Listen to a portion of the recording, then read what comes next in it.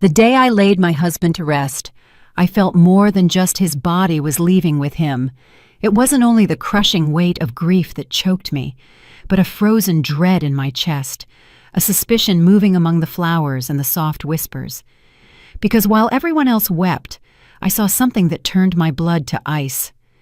My daughter-in-law, Vanessa, leaned over the casket and, pretending to stroke the lapel of Elijah's suit, she discreetly slipped a small object into the inner pocket. Her hand trembled for barely a second. No one else noticed. I did. For an instant, I doubted my own eyes. I thought the pain was playing tricks on me, that maybe it was just a tissue or a metal, but no. The look on Vanessa's face was too deliberate, too cold, and the way she glanced at my son, Marcus, afterward was that of someone who had completed a mission. I was frozen still. The pastor continued the service. The incense rose in pale spirals, and the words about eternal rest felt hollow. All I could think about was that brief, secretive movement, that hand hiding something on the body of the man with whom I'd shared 40 years of my life. When the ceremony ended and everyone moved to the adjoining reception hall for coffee and condolences, I stayed behind, alone in front of the casket. The silence was so deep, I could hear the creaking of the wood. The smell of melting wax made me dizzy. Then I took a step forward, my heart pounding so hard I was afraid someone might hear it. I leaned over Elijah. He was so quiet, so impeccable in his navy suit. His face looked like a man at peace, but I knew, as only a wife knows, that his stillness wasn't serenity. It was a mystery. I slid my trembling hand into the jacket pocket. My fingers touched something hard, rectangular. I pulled it out carefully. It was a precisely folded white envelope, and on it, handwritten, was my name, Celeste. The world seemed to stop. My breath caught. I tucked it into my purse, checking all around to make sure no one had seen me, and pretended to adjust my black scarf. A few minutes later, they closed the coffin, and with that dull thud of the hammer on the lid, I knew the real burial was just beginning. On the ride back home, the highway seemed endless. The car moved through the evening mist, and every thought was a drumbeat in my head. What had Elijah meant with that envelope? And why had Vanessa, my daughter-in-law, been the one to place it there?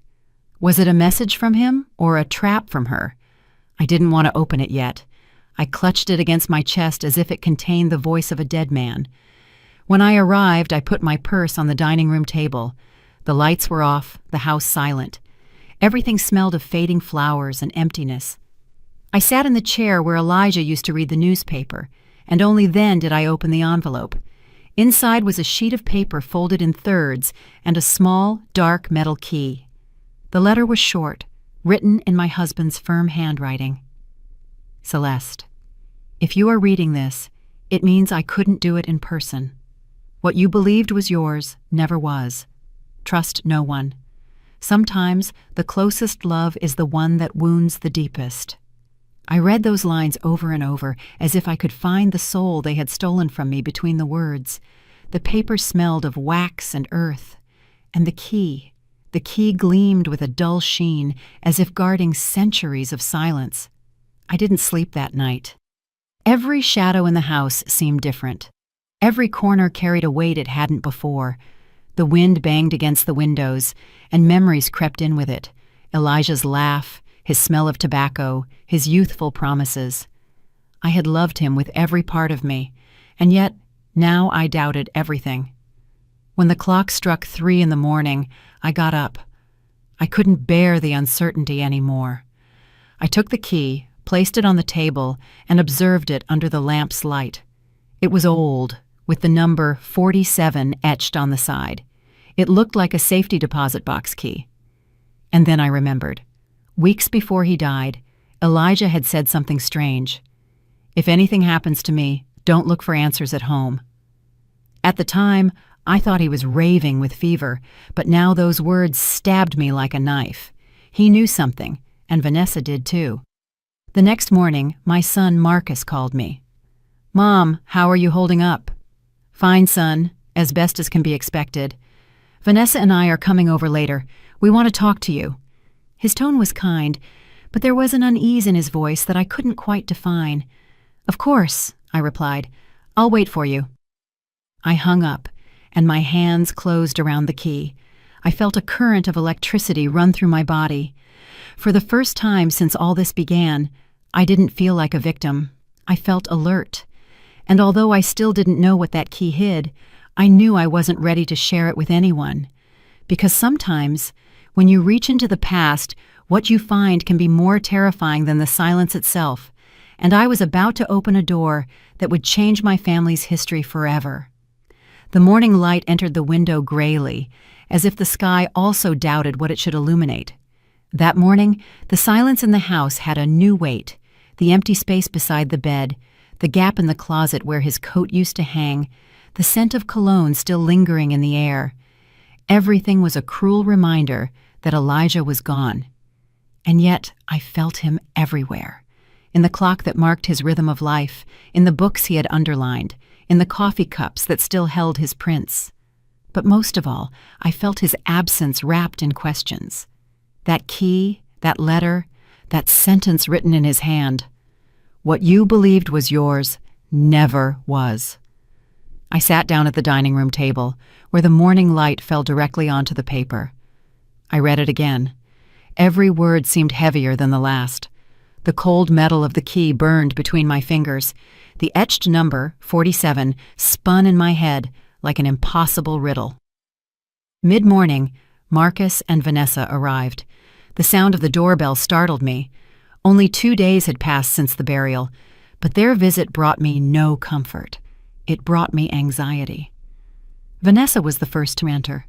She wore a fitted black dress, her hair precisely pinned up, her face serene. Too serene. She kissed my cheek with a quick, almost formal gesture. "How are you feeling, Celeste?" she asked in a soft voice. "Tired," I replied, "but calm." Marcus hugged me without saying anything. I felt him tense, his muscles rigid. His gaze avoided mine. "We just wanted to see how you were doing," Vanessa added. "Elijah loved you very much." Her words were correct but empty, and her eyes, as she said them, showed not sadness, but something harder to name: caution. We sat in the living room. The clock ticked insistently. Marcus took my hand. "Mom, I wanted to talk to you about the will." "The will?" I asked, feigning surprise. "Yes, Dad left some things in your name, but—" He glanced sideways at Vanessa. "There are certain procedures we need to review." "Procedures," I repeated, tasting the word as if it were poison. Vanessa intervened, smiling with that courtesy that hurts more than a slap. "We don't want you to worry about a thing. We just want to help you organize the paperwork." "I appreciate that," I said, pretending gratitude. Elijah was always very organized. I'm sure everything is in order. I saw her stare at me for an instant, as if trying to read my mind. Then I understood. She knew that I knew something, and this silent game between us had begun.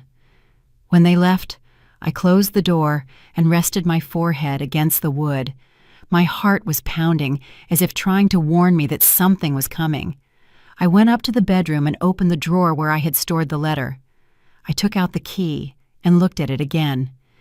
The number 47 was not for the house, nor for any box of Elijah's at home, but there was a bank, the same one where he had worked for years, that had safety deposit boxes numbered that way.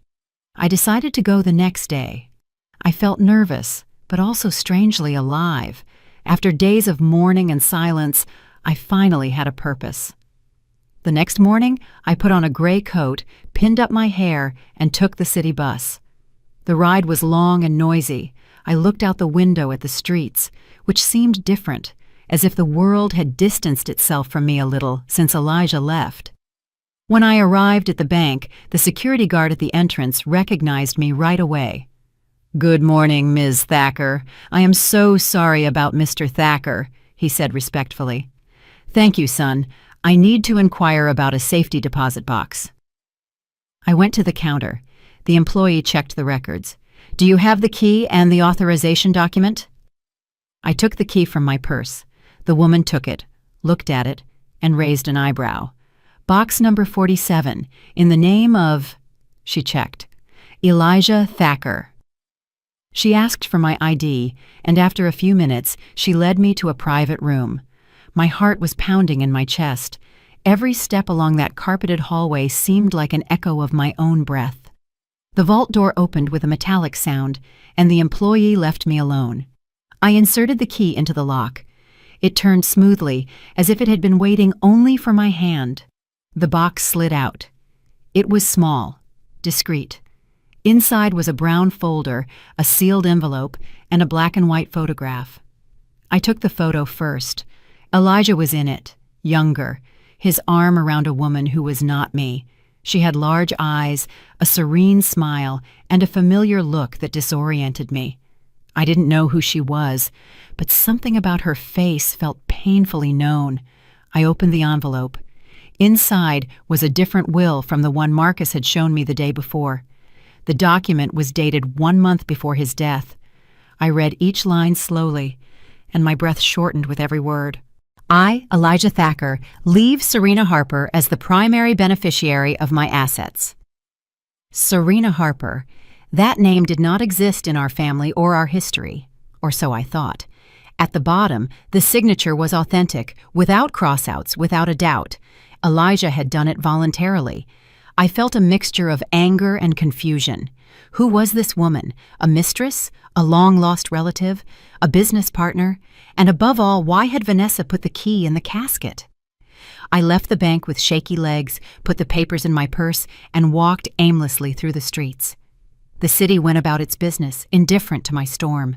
The noise of the cars, the voices of the people, the wind in the trees. Everything seemed distant. Arriving home, I locked the door and sank onto the sofa. I looked at the photo again. That woman, that smile, that familiar look. And then I saw it. In the background of the photo, almost imperceptible, was a girl about 3 years old, with light eyes and hair just like Vanessa's. A choked gasp escaped me. The photo slipped from my hands and fell to the floor. Because for the first time in my life, I was afraid of my own family. I slept with the photograph under my pillow, as if I feared it would disappear while I closed my eyes. And yet, I couldn't sleep. The image of that unknown woman, Serena Harper, and the light-eyed girl pursued me with every blink. There was something in her gaze, in the way Elijah held her shoulder. That didn't look like the gesture of a man with a lover. It was a more tender, more intimate, more guilty gesture. Dawn arrived without warning. I got up before the alarm rang, made coffee, and sat down at the table where the letter still lay.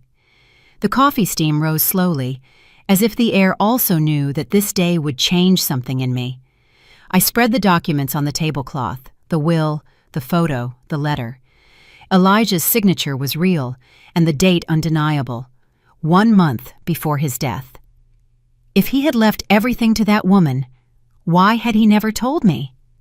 And why did my daughter-in-law, Vanessa, have the key to that box? I decided to go to Elijah's lawyer's office, Attorney Lawson. I had known him for years. He was the one who helped us buy the house and formalize the original will, the one where everything belonged to me and Marcus.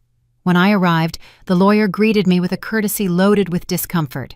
"Ms. Thacker, my condolences again. Elijah was a great man."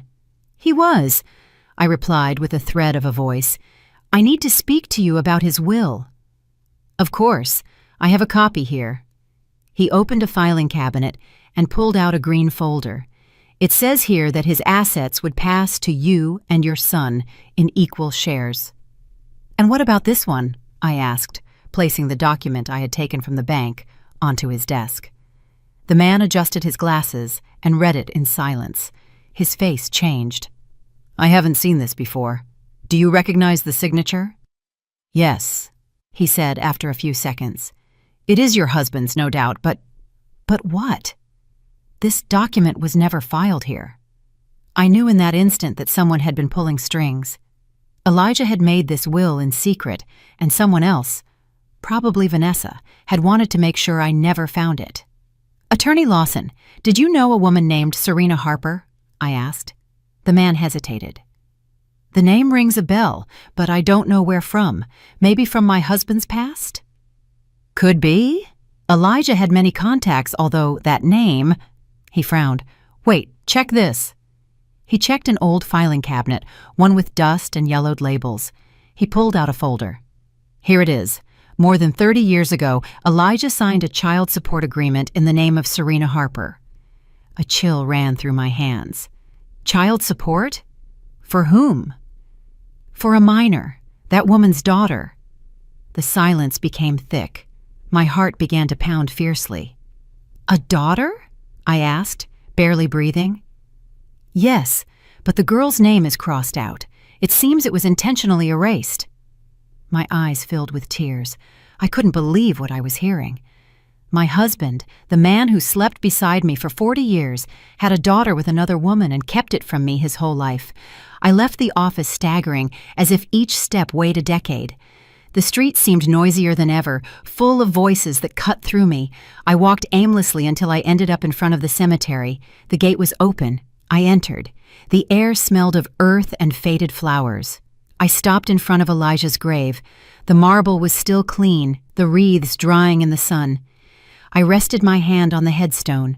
Why, Elijah? I whispered. Why did you lie to me? There was no answer, only the sound of the wind moving the cypress leaves. I looked around, searching for strength in a landscape of the dead, and I found it inside myself. If you wanted to keep secrets, I said to the marble through clenched teeth, I will unearth them one by one, and when I have them all, I promise you, no one will ever use your silence to destroy me again. Arriving home, I found Vanessa waiting for me at the door. Her presence took me by surprise. Where were you? She asked in a tone that was half sweet, half controlling. Taking a walk, I replied without emotion. Marcus is worried. He hasn't slept since the funeral. Neither have I. She observed me with that look that seemed to want to pierce me. Did you find anything? She suddenly asked. What are you referring to? I said, trying to stay calm. I don't know. Sometimes people keep memories.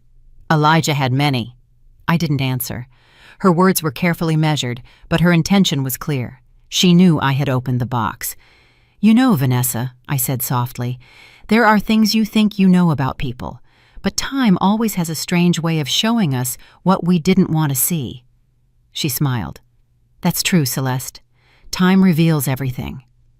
Yes, I added, even lies. Her smile froze for a second, and I knew with absolute certainty that I had hit the mark.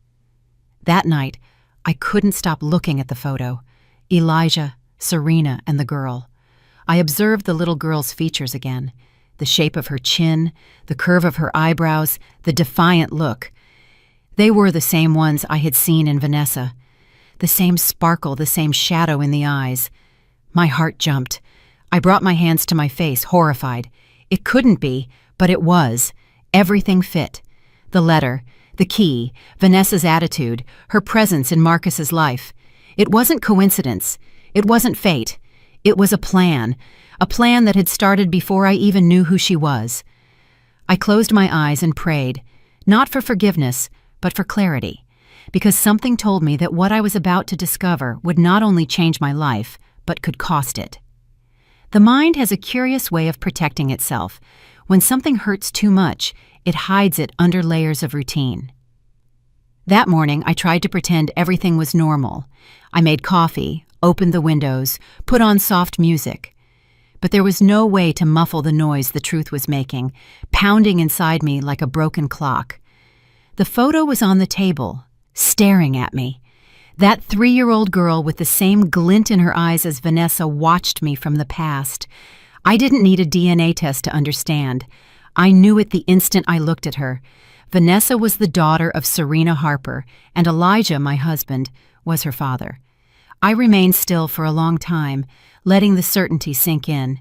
40 years of marriage, and I still had secrets left to discover. I left the house without telling anyone where I was going. I took a taxi to the old neighborhood where my friend Loretta lived, a woman who had known everyone in the area for more than 40 years. She had been my confidant in difficult times. If anyone could help me connect the dots, it was her.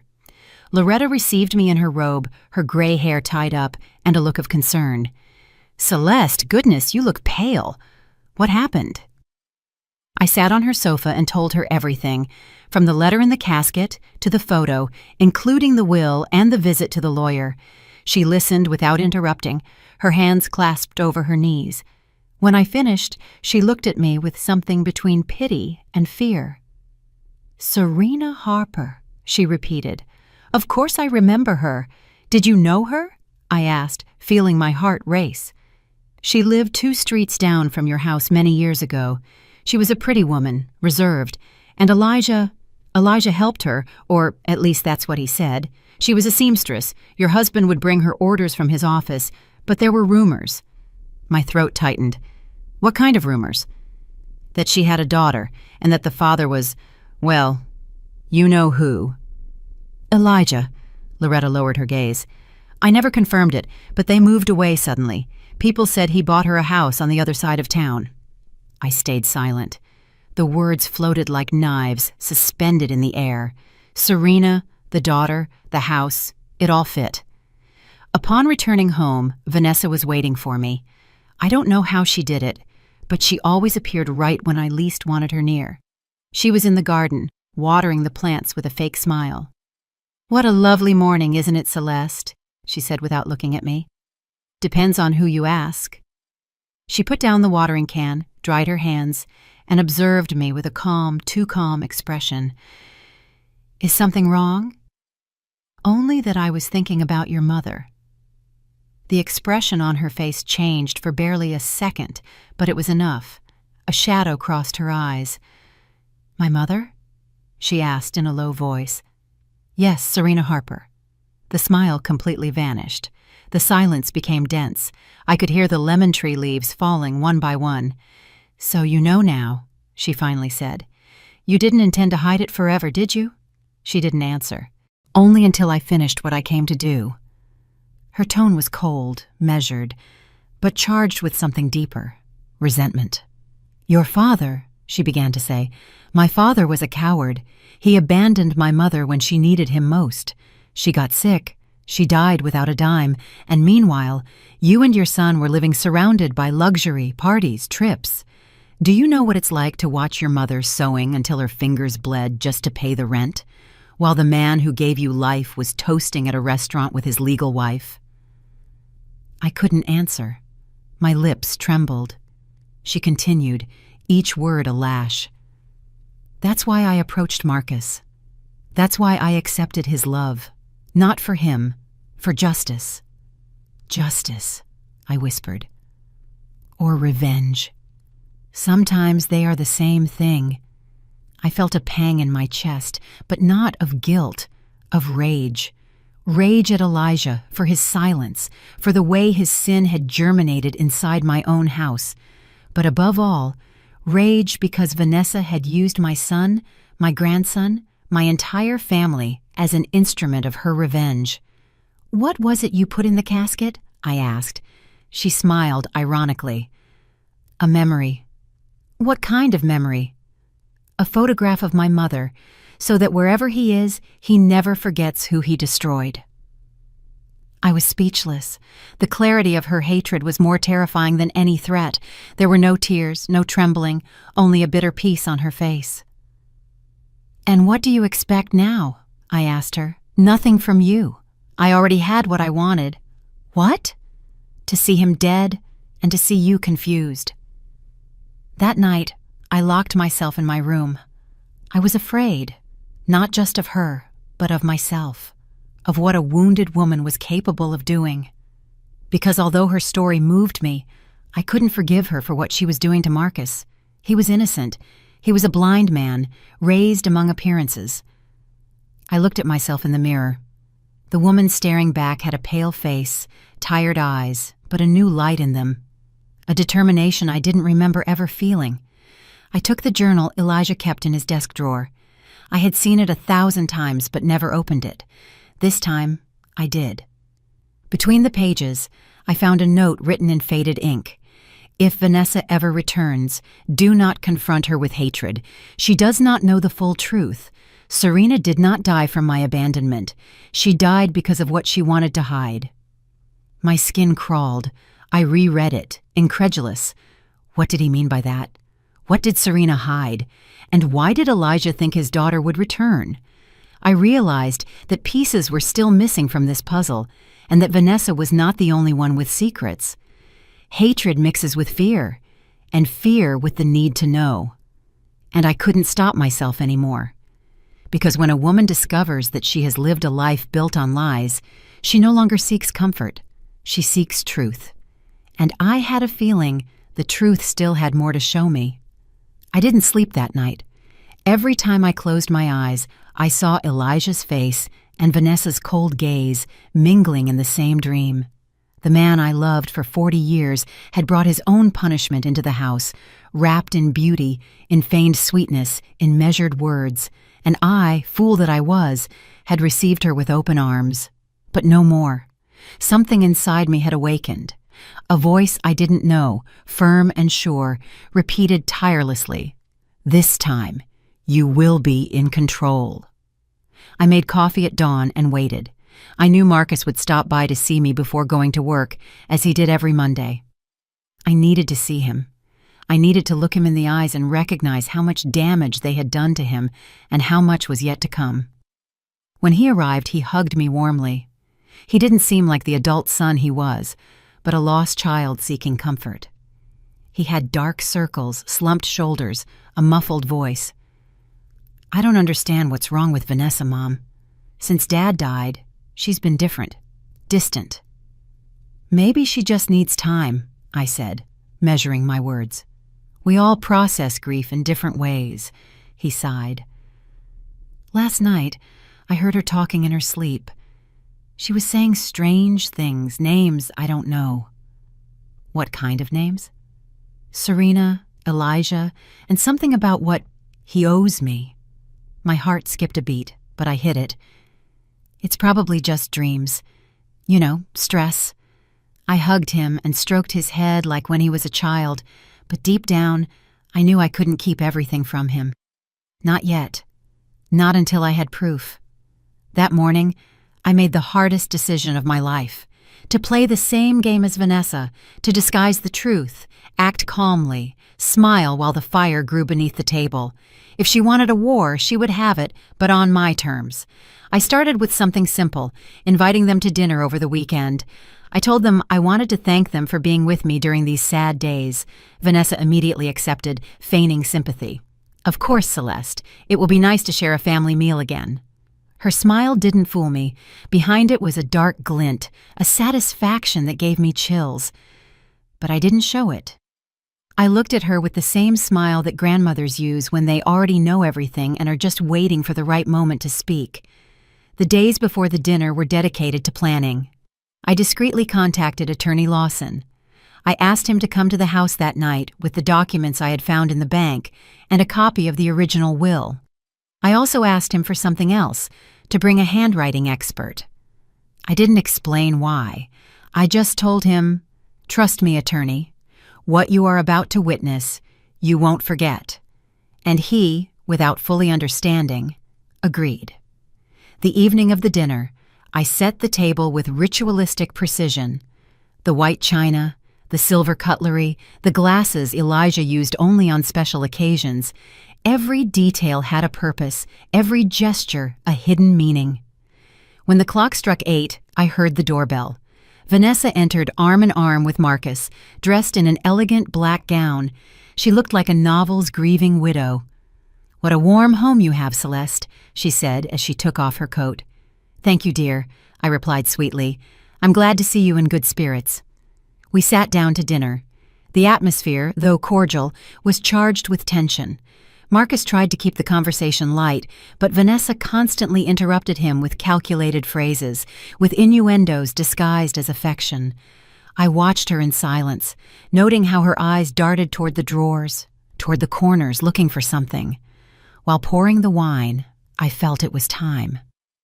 "Marcus, before we continue, I said calmly.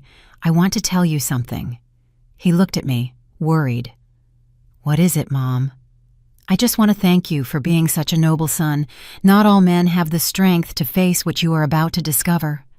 Vanessa put her glass down on the table. "What does that mean?" she asked, with a tone that mixed alarm and defiance. I stared at her, without blinking. "It means the truth always comes to light, even if you bury it with a dead man." Marcus tensed. "Mom, what are you talking about?" "About your father, son, and what he hid before he died." Vanessa abruptly stood up. "This is absurd," she said. "Don't start with stories now, Celeste." "Stories," I replied with a smile, "or truths you'd prefer not to hear." The silence was absolute. Then calmly, I took the folder from the bank out of a drawer and placed it on the table. "You recognize this key, don't you?" I asked. She paled. "I don't know what you're talking about."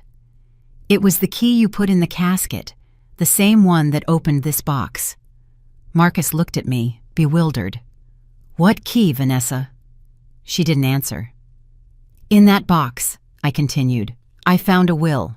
One where your father leaves everything to a woman named Serena Harper." Marcus froze. "Who is that woman?" "Your wife could answer that better than I said, looking directly at Vanessa. Vanessa clenched her fists. "What are you suggesting?" "Nothing you don't already know," I whispered. She stepped back, and then I knew I had hit the exact wound. "No, daughter," I said. "This is the truth." "What truth?" "My mother died years ago. She has nothing to do with you." "Oh, really?" I opened the envelope and took out the photo. "Then explain this." The photo fell onto the table. Marcus picked it up with trembling hands. "What is this?" "Your father and Serena, and the girl you see there." My voice broke. "That is Vanessa." He looked at his wife, pale, speechless. "Is that true?" he asked her. Vanessa, cornered, let the mask drop. Her voice changed. "Yes, it's true," she said coldly. "And I don't regret anything." Marcus stood up, incredulous. "You lied to me." "Your father ruined my mother's life. I only returned the favor." Her confession fell like thunder. I watched the collapse in silence. Inside, a part of me wept, but another, older and stronger, smiled, because finally the poison had come to the surface. The night after the dinner was the longest of my life. The silence in the house weighed down as if the walls had absorbed all the screams, all the tears, all the secrets revealed. Marcus had left without a word. Vanessa, after her confession, stormed out, leaving behind a bitter scent, a mix of perfume and revenge. I stayed alone, looking at the empty table. The photo was still there next to the half-empty glasses. The portrait of my husband with Serena and that child mingled with the reflection of the spilled red wine as if the past were bleeding onto the present. I knew I couldn't sleep. Not yet. I had to understand. I had to know why Elijah had allowed all this. I went up to his study. That place had always been his refuge. Perfectly aligned books, his polished desk, the lingering scent of ink and wood. I opened the drawers, looking for something more than answers. And there it was, the black notebook, the same journal I had seen so many times without daring to read. Now there was nothing left to lose. I sat in his chair and opened it. On the first page, his firm handwriting read, "If you are reading this, Celeste, it is because I am gone. Forgive me for what I hid, but there are truths that can destroy before they save. The story you think you know is neither mine nor yours." I felt a knot in my stomach. I turned the pages with trembling hands, and there it was, the name that haunted me, Serena Harper. I met Serena in 1979. It wasn't love. It was guilt. She worked cleaning my office. One night, after a party, I made the worst mistake of my life. I left her alone, and something happened to her. I didn't know what until years later. I brought a hand to my mouth. I couldn't believe what I was reading. I continued. When I learned she had a daughter, I wanted to take responsibility, but Serena never accepted my help. She told me she would rather die than let me into her life. I insisted. I sent her money in secret, but she disappeared. Years later, I found out she had died. But something about that story never sat right with me. I turned the page. Someone told me Serena didn't die, that she changed her identity and that the girl was raised by others, that the Harper surname was an invention, that everything was planned to get close to me, not to flee from me. My heart was beating so fast I could barely read. Then I reached the last entry. If Vanessa ever appears, don't hate her, but don't trust her either. Behind her is someone else, someone who knows my mistakes better than I do myself. If anything happens to me, look for the man with the black ring. He will know the truth. I snapped the journal shut. The air became dense. The man with the black ring. That phrase repeated in my head over and over. Who was he? And why was Elijah so afraid of his appearance? I spent the next few hours looking through old photos, documents, and invoices, and then I saw it. In a photograph from a bank event, Elijah posed with several partners. To the right, a man with a mustache and a dark ring on his right hand. His gaze gave me chills. On the back of the photo, in Elijah's handwriting, was a name, Harold Linton. I remembered Elijah mentioning him from time to time, but always evasively. He said he had been his friend, his partner in some deals, but I never saw him at home, and now, 30 years later, his name returned like a ghost. The next morning, I called Attorney Lawson. Attorney, does the name Harold Linton ring a bell? He was silent for a few seconds. Yes, he was a partner of your husband's many years ago. Is he still alive? As far as I know, yes, but... He hesitated. You shouldn't approach him, Miss Thacker. Why do you say that? That man is not trustworthy. After Elijah broke off relations with him, there were rumors, shady dealings, extortion, even threats. My skin prickled. Where does he live? I asked. On the outskirts, near the old warehouse where Elijah stored his things. But please, don't go alone. I hung up without answering. I knew I would go anyway. That afternoon, I took the bus to the industrial district. The warehouse was still there, old, rusty, overgrown with weeds. The wind carried dust and papers. I knocked on the door, my heart pounding like a drum. No one answered. I knocked again. Harold Linton, I called out. The door slowly opened, and there he stood, an older man with white hair and a shiny black ring on his hand. His gaze was hard, but not surprised. So you finally came, he said in a raspy voice. Elijah knew you would one day. I froze. Who are you? I asked. The one who knows why your husband died. The floor seemed to move beneath my feet. He died? I stammered. Elijah had a heart attack. The man let out a bitter laugh. Heart attack? No, Mrs. Thacker. What are you saying? I'm saying your husband was poisoned. My breath hitched. By whom? By the same person you think loved him. Vanessa? I asked. He shook his head. No, by someone who used her. Who? A woman named Serena. I felt a punch in the chest. That can't be. Serena is dead, right? His smile was chilling. Are you so sure? My world came crashing down. The air filled with echoes, with voices from the past, with the image of that photograph. Serena, the woman I thought was dead, was alive. And if she was, what role did she play in all this? I returned home trembling. I turned on all the lights. Even though it was the middle of the day, I couldn't stop thinking about that man's gaze, his black ring, the words he had said. Your husband was poisoned. And then I remembered something. One night before he died, Elijah had complained about a bitter taste in the tea that Vanessa prepared for him. She was caring for him those days because I was sick, and he had said between coughs, "It doesn't taste the same, but it doesn't matter, it's made with love." I closed my eyes and brought my hands to my mouth. The truth was revealed before me, monstrous, impossible to deny. Elijah had been poisoned, and I, unknowingly, had lived under the same roof as his killer. But if Harold was right, Vanessa didn't act alone.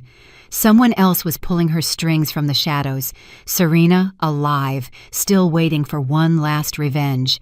My heart was beating so hard I thought it would break my chest, and in that moment I knew. What was coming wasn't the end, it was the real beginning. There are silences that scream. That night mine was deafening. I walked through the house with the journal in my hand, reviewing every word, every trembling stroke of Elijah's handwriting. If anything happens to me, look for the man with the black ring. I had already done it, and what Harold Linton had told me kept repeating in my head. Your husband was poisoned, not by her, but by someone who used her. What if everything I thought I knew was just the surface? What if Vanessa had also been a pawn in a bigger game? I sat in the darkness in front of the wedding portrait that still hung in the living room. Elijah smiled, holding my hand. I looked at him with the faith that only women who believe in eternity have. Now I knew that eternity doesn't exist. Only the truths that no one wanted to see remain. The next morning, I received a call. It was Harold. His voice sounded grave, urgent. I found her, he said bluntly. Serena? What are you saying? She's alive, and she wants to see you. The ground seemed to open beneath my feet. Where? At the old Bayview Hotel tonight. But I warn you, don't go alone. Don't trust anyone. He hung up before I could answer. The silence that followed was a knife. As evening fell, I asked Marcus to come over. He had to know everything. I showed him the journal, the will, the photo, and told him what Harold had said. He listened without interrupting, pale, incredulous. Mom, he whispered at the end, are you sure they aren't manipulating you? I am, I replied firmly. But I won't stand by and do nothing. I saw the fear in his eyes. Let me come with you. No, son. If what I fear is true, I want you to stay away. I stroked his face. Promise me that no matter what happens, you won't see Vanessa again. He nodded, though there was pain in his eyes. I knew that promise would break his heart. I arrived at the hotel at 9 o'clock at night. The place seemed frozen in time. Damp walls, flickering lights, a smell of confinement and dust. The receptionist, an elderly man, pointed me to room 204. My footsteps echoed down the empty hallway. Every creak of the floor was a warning, every shadow a threat. I knocked on the door. A voice from inside said, "Come in, Celeste. I was expecting you." I entered. The room was dimly lit by an old lamp. By the window, a woman sat with her back to me. She had white, straight hair and a dark shawl over her shoulders. When she turned, I felt a shiver. It was Serena. Older, more fragile, but alive. Her eyes held the same sparkle as in the photograph. "So, it's you," I said, barely breathing. "Yes." Her voice was soft, but firm. "And you are the wife, the widow," I corrected. We looked at each other in silence. For a moment, only the weight of the decades that separated us existed, and the shadow of a dead man between the two of us. "Your husband was a coward," she said bluntly. "And you, a shadow that never left," I replied. She smiled sadly. "Don't blame me, Celeste. He destroyed my life. And my son's life, too. And yours?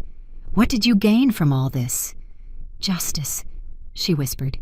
"You call poisoning a man and using your own daughter to do it justice?" Serena lowered her gaze. "It wasn't me." "What? It wasn't me who killed him?" Her confession paralyzed me. "Then who?" The door burst open. Vanessa entered, her eyes full of tears and a pistol in her hand. "Me!" she screamed. "It was me, Mom!" The echo of her voice filled the room. Serena stood up, trembling. "Vanessa, no!" "Yes," she sobbed. "You made me do it. You made me hate him. You made me believe he ruined your life, but you were the one who destroyed him first." Serena tried to approach. Daughter, don't you understand? Elijah threatened to take you away from me. I did it out of fear. Lies, Vanessa screamed. You always lie. The trembling of her hands was dangerous. Put the gun down, I said, taking a step forward. Don't come near me, she yelled. You're not innocent either. You lived his lie. For an instant, I thought she would shoot, but instead, her body collapsed. She fell to her knees, crying, screaming her mother's name. Serena ran to her, hugging her. I stood watching that broken scene, mother and daughter in tears and guilt. Everything that hatred had built was crumbling before me. Minutes later, the police arrived. Someone had called, maybe Harold. They took Vanessa away without resistance. Serena looked at me before they handcuffed her too. Don't hate her, Celeste. It's my fault. It's all three of us, I told her. Because sin is committed not only by the one who wounds, but also by the one who keeps quiet. On the way back home, the dawn found me on the porch. The cool wind hit my face. For the first time in months, I breathed without fear. I had lost a husband, a daughter-in-law, almost a son, but I had gained something more valuable, the truth. And the truth, even if it hurts, sets you free.